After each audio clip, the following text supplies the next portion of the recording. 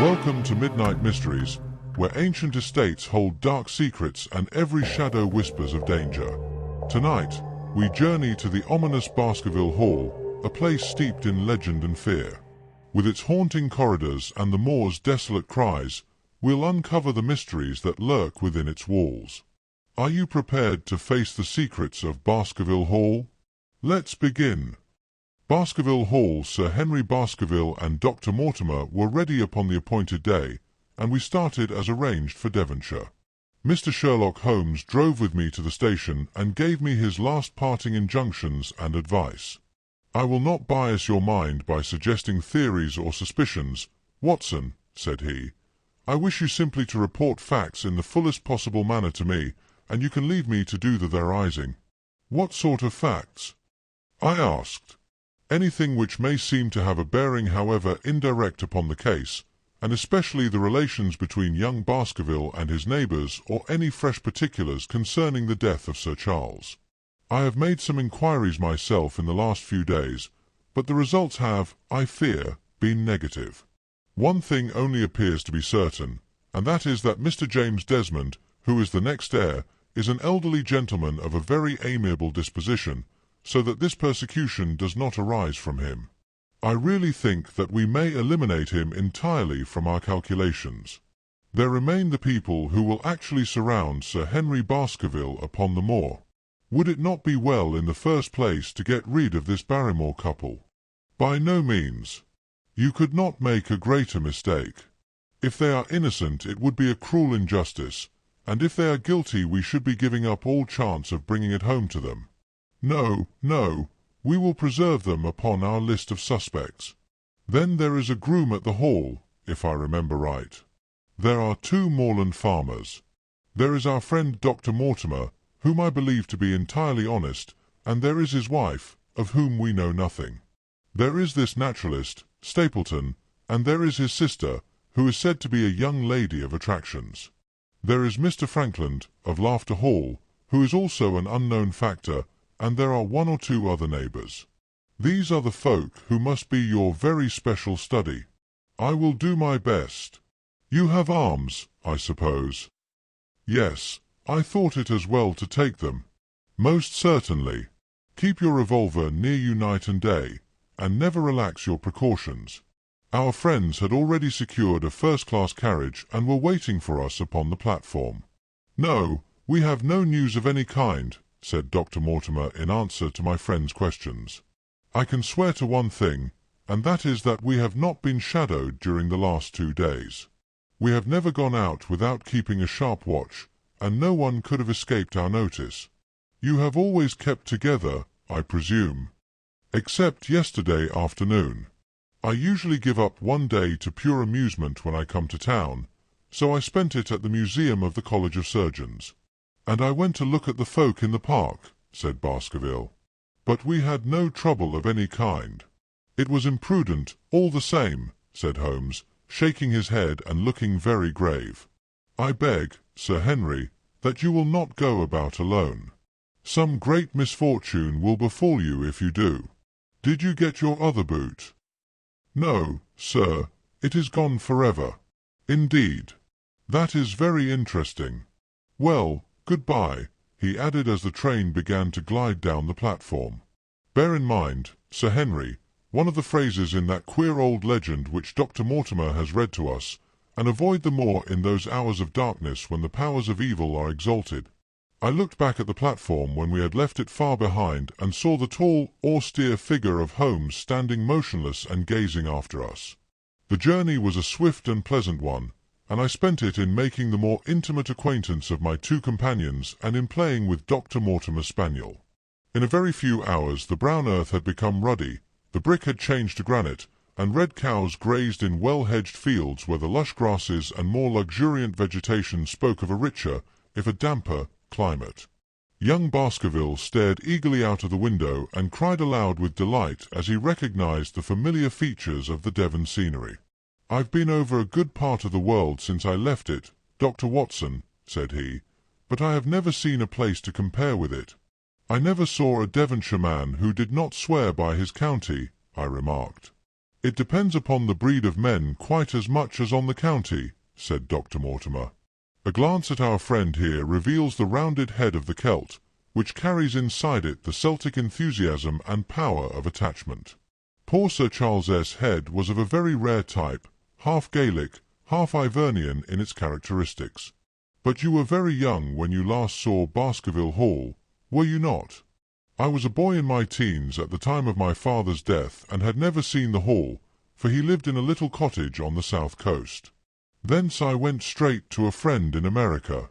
I tell you it is all as new to me as it is to Dr. Watson, and I'm as keen as possible to see the moor."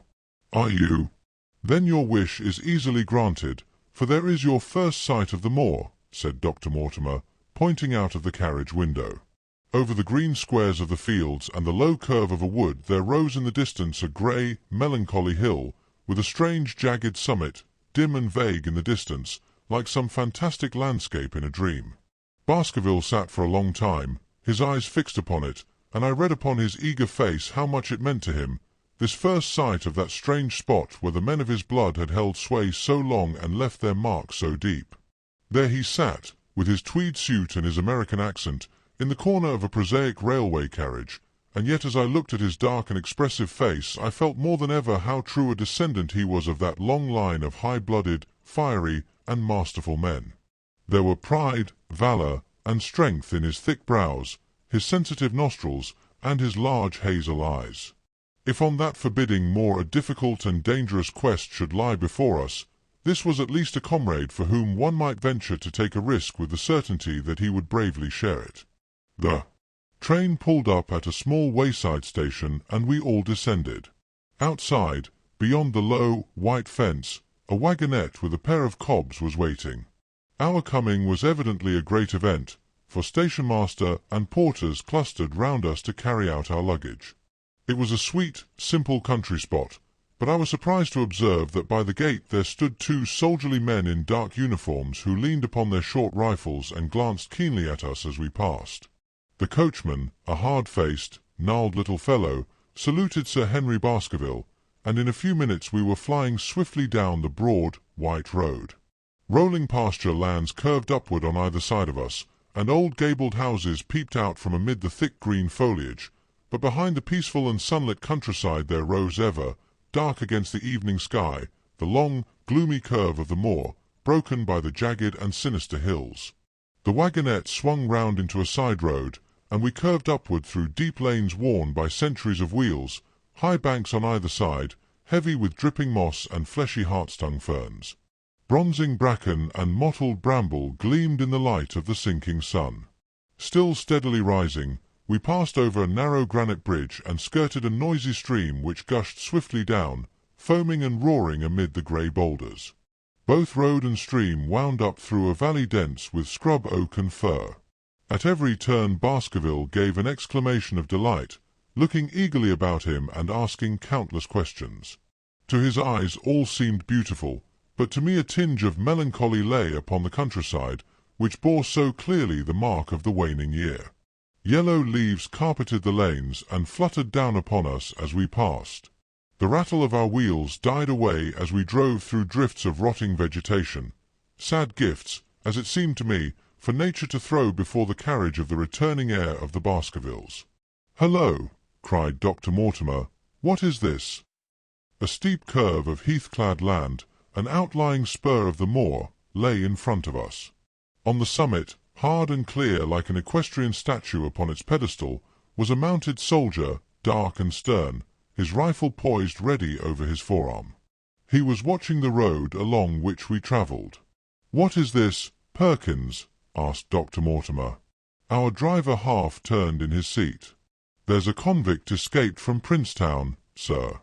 He's been out 3 days now, and the warders watch every road and every station, but they've had no sight of him yet. The farmers about here don't like it, sir, and that's a fact. Well, I understand that they get £5 if they can give information." "Yes, sir, but the chance of £5 is but a poor thing compared to the chance of having your throat cut. You see, it isn't like any ordinary convict. This is a man that would stick at nothing." "Who is he, then?" It is Selden, the Notting Hill murderer. I remembered the case well, for it was one in which Holmes had taken an interest on account of the peculiar ferocity of the crime and the wanton brutality which had marked all the actions of the assassin. The commutation of his death sentence had been due to some doubts as to his complete sanity, so atrocious was his conduct. Our wagonette had topped a rise, and in front of us rose the huge expanse of the moor, mottled with gnarled and craggy cairns and tors. A cold wind swept down from it and set us shivering. Somewhere there, on that desolate plain, was lurking this fiendish man, hiding in a burrow like a wild beast, his heart full of malignancy against the whole race which had cast him out. It needed but this to complete the grim suggestiveness of the barren waste, the chilling wind, and the darkling sky. Even Baskerville fell silent and pulled his overcoat more closely around him. We had left the fertile country behind and beneath us. We looked back on it now, the slanting rays of a low sun turning the streams to threads of gold and glowing on the red earth new turned by the plough and the broad tangle of the woodlands. The road in front of us grew bleaker and wilder over huge russet and olive slopes, sprinkled with giant boulders. Now and then we passed a moorland cottage, walled and roofed with stone, with no creeper to break its harsh outline.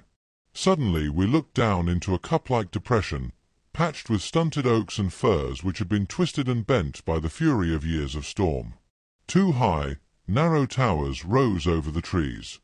The driver pointed with his whip. "Baskerville Hall," said he. Its master had risen and was staring with flushed cheeks and shining eyes. A few minutes later we had reached the lodge gates, a maze of fantastic tracery in wrought iron, with weather-bitten pillars on either side, blotched with lichens, and surmounted by the boar's heads of the Baskervilles. The lodge was a ruin of black granite and bared ribs of rafters, but facing it was a new building, half constructed, the first fruit of Sir Charles's South African gold. Through the gateway we passed into the avenue, where the wheels were again hushed amid the leaves, and the old trees shot their branches in a sombre tunnel over our heads. Baskerville shuddered as he looked up the long, dark drive to where the house glimmered like a ghost at the farther end. "Was it here?" he asked in a low voice. "No, no, the yew alley is on the other side." The young heir glanced round with a gloomy face. "It's no wonder my uncle felt as if trouble were coming on him in such a place as this," said he. "It's enough to scare any man. I'll have a row of electric lamps up here inside of 6 months, and you won't know it again, with 1,000 candle-power Swan and Edison right here in front of the hall door." The avenue opened into a broad expanse of turf, and the house lay before us. In the fading light I could see that the centre was a heavy block of building from which a porch projected. The whole front was draped in ivy, with a patch clipped bare here and there where a window or a coat of arms broke through the dark veil. From this central block rose the twin towers, ancient, crenellated, and pierced with many loopholes. To right and left of the turrets were more modern wings of black granite. A dull light shone through heavy mullioned windows, and from the high chimneys which rose from the steep, high-angled roof there sprang a single black column of smoke. "Welcome, Sir Henry. Welcome to Baskerville Hall." Tall man had stepped from the shadow of the porch to open the door of the wagonette.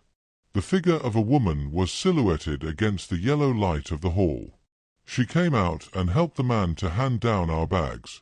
"You don't mind my driving straight home, Sir Henry?" said Dr. Mortimer. "My wife is expecting me. Surely you will stay and have some dinner?" "No, I must go. I shall probably find some work awaiting me. I would stay to show you over the house, but Barrymore will be a better guide than I. Goodbye, and never hesitate night or day to send for me if I can be of service." The wheels died away down the drive while Sir Henry and I turned into the hall, and the door clanged heavily behind us. It was a fine apartment in which we found ourselves, large, lofty, and heavily raftered with huge baulks of age-blackened oak.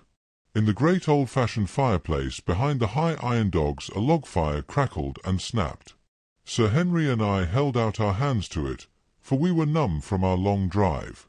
Then we gazed round us at the high, thin window of old stained glass, the oak panelling, the stags' heads, the coats of arms upon the walls, all dim and sombre in the subdued light of the central lamp. "It's just as I imagined it," said Sir Henry. "Is it not the very picture of an old family home?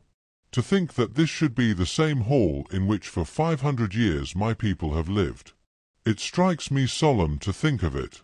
I saw his dark face lit up with a boyish enthusiasm as he gazed about him. The light beat upon him where he stood, but long shadows trailed down the walls and hung like a black canopy above him. Barrymore had returned from taking our luggage to our rooms. He stood in front of us now with the subdued manner of a well-trained servant. He was a remarkable-looking man, tall, handsome, with a square black beard and pale, distinguished features. "Would you wish dinner to be served at once, sir?" "Is it ready?" "In a very few minutes, sir. You will find hot water in your rooms. My wife and I will be happy, Sir Henry, to stay with you until you have made your fresh arrangements, but you will understand that under the new conditions this house will require a considerable staff." "What new conditions?" "I only meant, sir, that Sir Charles led a very retired life, and we were able to look after his wants. You would, naturally, wish to have more company, and so you will need changes in your household." "Do you mean that your wife and you wish to leave?" "Only when it is quite convenient to you, sir." "But your family have been with us for several generations, have they not? I should be sorry to begin my life here by breaking an old family connection." I seemed to discern some signs of emotion upon the butler's white face. "I feel that also, sir, and so does my wife. But to tell the truth, sir, we were both very much attached to Sir Charles, and his death gave us a shock and made these surroundings very painful to us. I fear that we shall never again be easy in our minds at Baskerville Hall. But what do you intend to do?" "I have no doubt, sir, that we shall succeed in establishing ourselves in some business. Sir Charles's generosity has given us the means to do so. And now, sir, perhaps I had best show you to your rooms."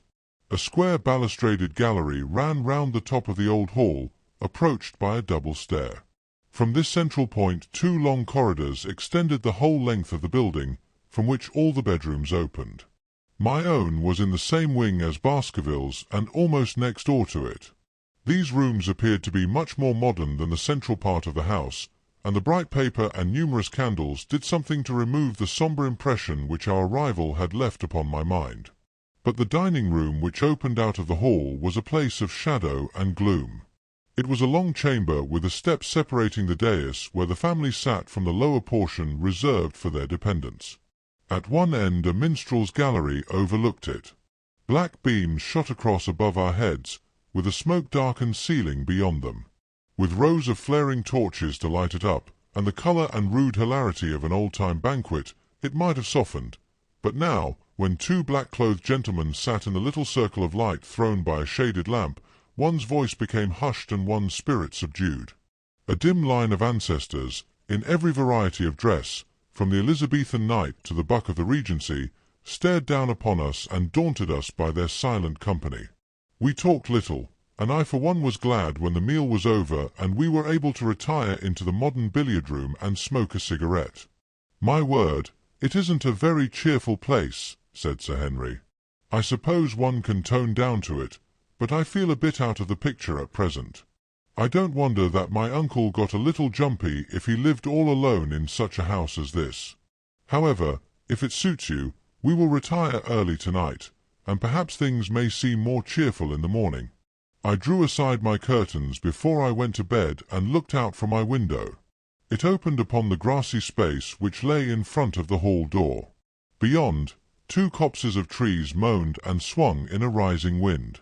A half-moon broke through the rifts of racing clouds.